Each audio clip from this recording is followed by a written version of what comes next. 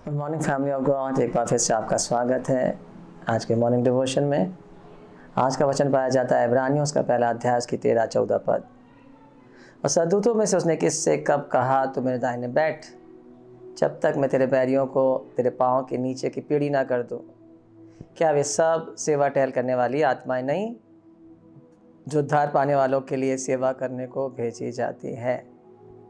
इस पत्रिका लिखने वाला इस बात को, इस सच्चाई को उजागर कर रहा है। सदूतों के बारे में, अनसीन रेलम में जो परमेश्वर के लोगों की सेवकाई के लिए भेजे गए उनके बारे में बात कर रहा है। कई बार हमको पता नहीं रहता कितने बार परमेश्वर हमें गलत चीज़ों से बचा के रखता है, दुश्मनों के आक्रमण से बचाता है, एक्सीडेंट खतरों से बचाता है। कितने बार नहीं पता हमको कि हम जीते परमेश्वर की संतान हैं, इसलिए परमेश्वर ने अपने सदूतों को हमारे निमित्त आज्ञा दे के रखी है। सब मार्गों में हमारी रक्षा करते हैं। वे हाथों हाथ उठा लेते हैं, मैं पाँव में पत्थर से भी ठेस नहीं लग सकती। बाइबल में लिखा हुआ है वे सब सेवा टहल करने वाली आत्मा है। किसकी सेवा टहल करने के लिए भेजी गई है? उद्धार पाने वालों के लिए। उद्धार पाने वाले कौन है? मैं और आप। केवल इजरायलियों के बारे में नहीं लिखा है, जिन्होंने यीशु मसीह पर विश्वास करके नया जन्म पाया है, उद्धार पाया है, और जो उद्धार पाएंगे उनके लिए भी परमेश्वर ने पहले से सदूतों को इसलिए दिया है कि दुष्ट शैतान उनके शारीरिक रूप से, आत्मिक रूप से, मानसिक रूप से नुकसान ना कर सके। परमेश्वर के सरदूत स्पिरिचुअल रेलम में हमारी अप्रोच है, जो हमारी पहुंच है, हमारे मीडिएटर है, जो हमको स्पिरिचुअल रेलम से, आत्मिक संसार से जोड़ते हैं। ये सेवा करने वाले दूत हैं। इनको परमेश्वर ने हमारी सेवकाई के लिए, सुरक्षा के लिए, प्रार्थना को उत्तर लाने के लिए, हमारी आवश्यकताओं को पूरा करने के लिए, हमारे लिए युद्ध करने के लिए पहले से ही नियुक्त करके रखा हुआ है। हम देख सकते हैं इस सदूतों के बारे में उत्पत्ति 28 अध्याय के 12 पद में। जब याकूब एसाव से डर कर भाग रहा है, बस जंगल से होकर गुजर रहा है, रात हो गई, थक गया है, तो एक पत्थर पर सिर रख कर वहाँ सो गया है। और वहाँ क्या देख रहा है?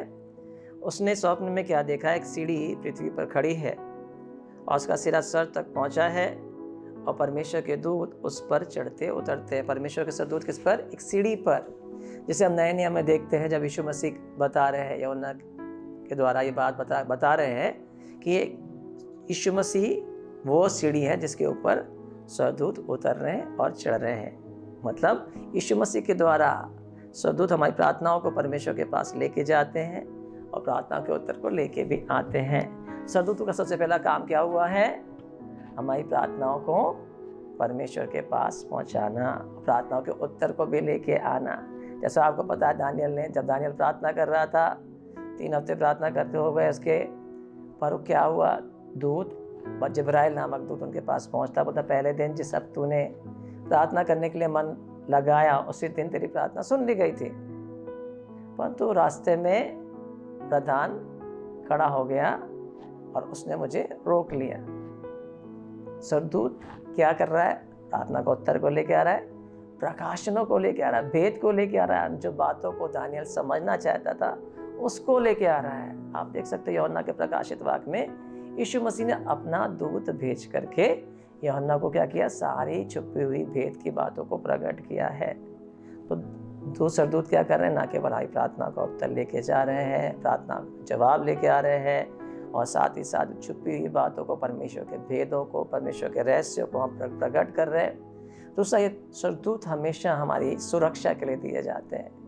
कई बार हमको नहीं मालूम रास्ते में शैतान ने कौन सा जाल फैलाया है, कौन सा तीर हमारे ऊपर लगाया गया, कौन सा व्यक्ति, कौन सा दुष्ट, कौन सी गाड़ी के द्वारा उसने हमारे लिए हमारे नाश करने की युक्ति बनाई है।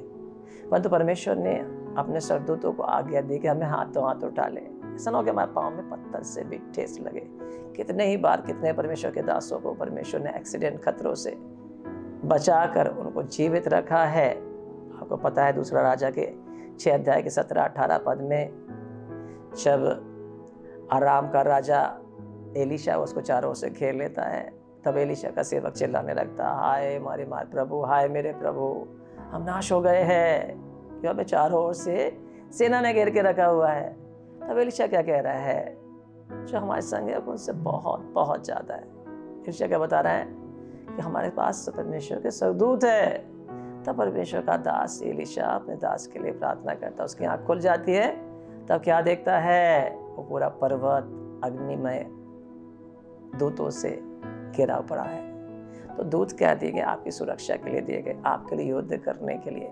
शैतान जब चाहे कभी भी आपको, आपके परिवार को, आपके शरीर को नुकसान नहीं पहुंचा सकता, क्योंकि परमेश्वर के दूत चारों ओर आपके छावनी डालकर आपकी रक्षा करते हैं। तीसरी बात हम देख सकते हैं कि परमेश्वर के दूत छुटकारे को लेके आते हैं हमारे लिए, चाहे स्पिरिचुअल हो चाहे फिजिकल रेलम में हो।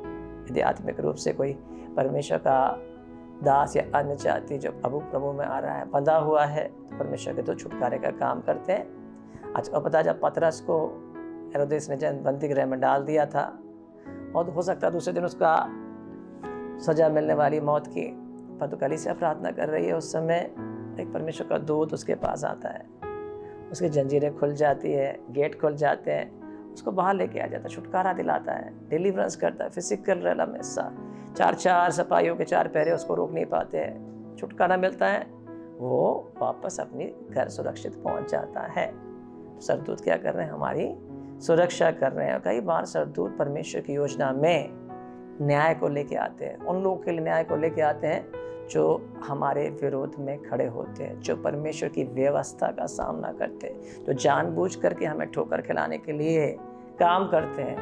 बाइबल का जो कोई आपको छूता है वह परमेश्वर की आंखों की पुतली को छूता है। आप साधारण लोग नहीं हैं। आमीन। इसलिए जब भी कोई भी परमेश्वर के लोगों को उंगली पर उठाएगा, परमेश्वर उनका न्याय करेगा। तो यहाँ पर हम देख सकते हैं निर्गमन के 10वें अध्याय में परमेश्वर ने क्या कहा?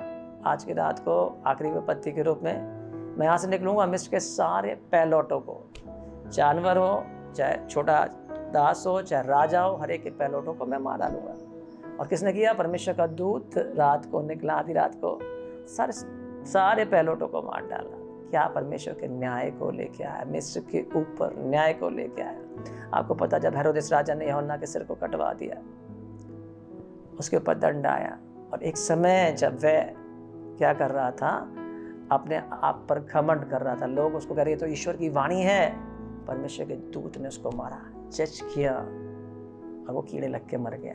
तो परमेश्वर के दूत जजमेंट को भी लेके आते हैं, और ये सब आपकी सेवकाई के लिए दिए गए, हमारी सेवकाई के लिए दिए गए। पर पास्टर साहब के काम कैसे करते हैं हमें तो पता नहीं है, कब काम कर रहे हैं, क्या कर रहे हैं, कैसे काम करेंगे। हम बाइबल से कुछ बातों को देखेंगे कि कैसे परमेश्वर के दूत एक्टिवेट होते हैं, कैसे आप उनका लाभ उठा सकते हैं। सबसे पहले आपकी प्रार्थनाओं के द्वारा। यीशु मसीह ने क्या कहा?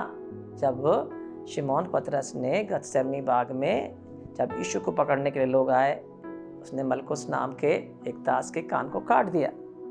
तब क्या कह रहे यीशु मसीह? तलवार अपने पास रख, मैं अपने पिता से प्रार्थना करूंगा तो अभी मेरे पास 12 टुकड़ी दे देगा। 12 सेना की 12 टुकड़ी दे देगा, दूतों की 12 टुकड़ी मुझे अभी मिल जाएगी। तो यीशु मसीह को पता है कि प्रार्थना करेंगे, परमेश्वर से प्रार्थना करने के द्वारा परमेश्वर एंजल्स को हमारी सुरक्षा के लिए भेज सकता है। यीशु मसीह को पता है इस जगह से, रोमन साम्राज्य से, इस बंदी गृह से भी मैं छुटकारा पा सकता हूँ। 1 दूत नहीं, 2 दूत नहीं, 12 पलटन सरदूत की मेरा बेटा अभी मुझे भेज देगा। एक ही सरदूत काफ़ी है, और 12 पलटन को यीशु मसीह बोला भेज सकता है। तो सरदूत कैसे काम कर रहे हैं? प्रार्थना करने के द्वारा। दानियल के बारे में हमने सुना भी पढ़ा। दानियल जब प्रार्थना कर रहा था और प्रार्थना के जवाब को लेकर जिब्राइल नामक सरदूत वहाँ पहुँचा। इसलिए जब भी आप प्रार्थना करते हैं, आपने देखा पतरस के लिए जब बंदी गृह में डाल दिया गया, कलीसिया लौ लगा के प्रार्थना कर रही है, परमेश्वर से प्रार्थना कर रही है, तो क्या हुआ? परमेश्वर की दूत एक्टिवेट हुए। इसलिए आपको हमेशा हमेशा आत्मा में प्रार्थना करते रहना चाहिए। कई बार हम अन्य भाषा में प्रार्थना करते हैं, मनुष्यों की भाषा में प्रार्थना करते हैं, दूतों की भाषा में प्रार्थना करते हैं। विशेषकर जब दूतों की भाषा में प्रार्थना करते हैं, दूत एक्टिवेट होते हैं हेवनली लैंग्वेज में। तो आपको अन्य भाषा में भी प्रार्थना करना है और अपनी भाषा में भी प्रार्थना करना, लोगों के साथ मिल करके, ताकि परमेश्वर के दूत आपकी प्रार्थनाओं के द्वारा एक्टिवेट होकर परमेश्वर की इच्छा को पूरा कर। सेकेंडली, बाइबल कहती है दे ओबिंग द वर्ड, वो परमेश्वर के वचन को पूरा करते हैं। भजन संहिता 103 के 20 में लिखा है, हे परमेश्वर के दूत हो, तुम जो बड़े वीर हो, जो उसके वचन को पूरा करते हो। क्या करते हो? परमेश्वर के वचन को पूरा करते हो। कौन? परमेश्वर के दूत। जहाँ कहीं भी परमेश्वर का वचन है, ऑटोमेटिकली परमेश्वर का दूत उस वर्ड को लेके काम करेगा। परमेश्वर का वचन दूतों के हाथ में एक तलवार के समान काम करता है। बाइबल में लिखा है, आत्मा की तलवार जो परमेश्वर का वचन है ले लो।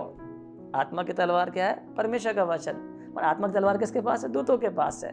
जब आप वर्ड को बोलना शुरू करते हैं, आपके दूत जो आपकी सेवकाई के लिए दिए गए हैं, आत्मा की तलवार को, परमेश्वर के वचन को लेकर आपके शत्रुओं को नाश करना शुरू करते हैं। इसलिए हमेशा वर्ड को बोलना शुरू करो, वर्ड को रिलीज करना शुरू करो, भविष्यवाणियाँ करना शुरू करो, नबूवतें करो। सिचुएशन के विरोध में, अपने विरोधियों के विरोध में आपको वर्ड को बोलना है। जितना ज़्यादा आप वर्ड को बोलोगे उतना ही दूत एक्टिवेट होंगे। थर्डली, कैसे आप परमेश्वर के दूतों को एक्टिवेट करते हैं? प्रेसिंग के द्वारा। जितनी आप परमेश्वर की प्रशंसा करेंगे, स्तुति करेंगे, वहाँ परमेश्वर की महिमा, टेंजिबल प्रेजेंस आएगी। और जब प्रेजेंस आती, जब परमेश्वर की उपस्थिति आती, जहाँ राजा है, ऑटोमेटिकली इसके दूत वहाँ पर होंगे। दूसरा इतिहास में ऐसा लिखा हुआ, यहोशापात के समय में क्या हुआ? जब 3 सेनाओं ने उसको घेर के रखा हुआ है, यहोशापात क्या कर रहा है? परमेश्वर से प्रार्थना कर रहा है। प्रार्थना के जवाब में उसको वर्ड भी मिला। यहाँ वर्ड मिलने के बाद क्या किया? उसने विश्वास किया। विश्वास करके क्या किया? परमेश्वर के वचन के अनुसार दूसरे दिन शत्रु से लड़ने को जा रहा है। पर लड़ने के जाने के लिए पहले क्या हुआ उसके पास? के सामने उसने भजनगारों को, गवैयों को आगे, सबसे आगे रखा। और जब वे आराधना कर रहे हैं, आराधना करते हुए सेना आगे बढ़ रही है, परमेश्वर की महानता को, परमेश्वर के सामर्थ को, परमेश्वर के पराक्रम के कामों का बखान कर रहे हैं, तब परमेश्वर ने क्या किया? घातकों को, दूतों को बैठाया और दूतों ने इन तीनों सेनाओं को ख़त्म कर दिया। कैसे? जब आपने प्रशंसा की, जब यहोशापात ने प्रशंसा करिए। इसलिए हमेशा स्तुति को आप एक गहने के समान पहने रहें। हमेशा स्तुति आपके मुंह से निकलती रहे। सिचुएशन कुछ भी हो, ये सिचुएशन स्तुति प्रशंसा करने की नहीं थी। पौलुस और सिलास जंगल में बंद थे, स्तुति प्रशंसा करने की सिचुएशन नहीं है। आपको लगेगा बंधन है, कैसे हम स्तुति कर सकते हैं? आपको लगा चारों तरफ से घिरे हुए, कैसे हम स्तुति कर सकते हैं? परंतु यहाँ पर यहोशापात ने ऐसी स्थिति में परमेश्वर की प्रशंसा करी, और वहाँ पर पौलुस सिलास ने ऐसी स्थिति में भी परमेश्वर की प्रशंसा करी, और परमेश्वर के दूत एक्टिवेट हो गए। भूकंप आ रहा है और दुष्ट नाश हो रहा है, शैतान की सेना तितर बितर हो जा रही है। एक बड़ी लूट को उन्होंने लूट लिया। इसलिए आपके पास सेवा करने वाली आत्मा है, उनको अवेल करिए। इस आत्मिक युद्ध में आप अपने शारीरिक क्षमता के द्वारा खड़े नहीं हो सकते। इसलिए परमेश्वर ने दूतों को नियुक्त किया है, जो आपके स्पिरिचुअल रेलम में आपके असिस्ट करते हैं, आपकी सहायता करते हैं। पर कब करेंगे? जब आप प्रार्थना करते हैं, जब आप वचन को क्लेम करते हैं, और जब आप प्रशंसा स्तुति करते हैं। ये सारे दूत आपके लिए तो हैं, ताकि आप सुरक्षित रहे, ताकि आप भक्तिपूर्ण जीवन व्यतीत करें, ताकि आप एक जयवंत जीवन को प्राप्त करके परमेश्वर की महिमा को प्राप्त करें। God bless you.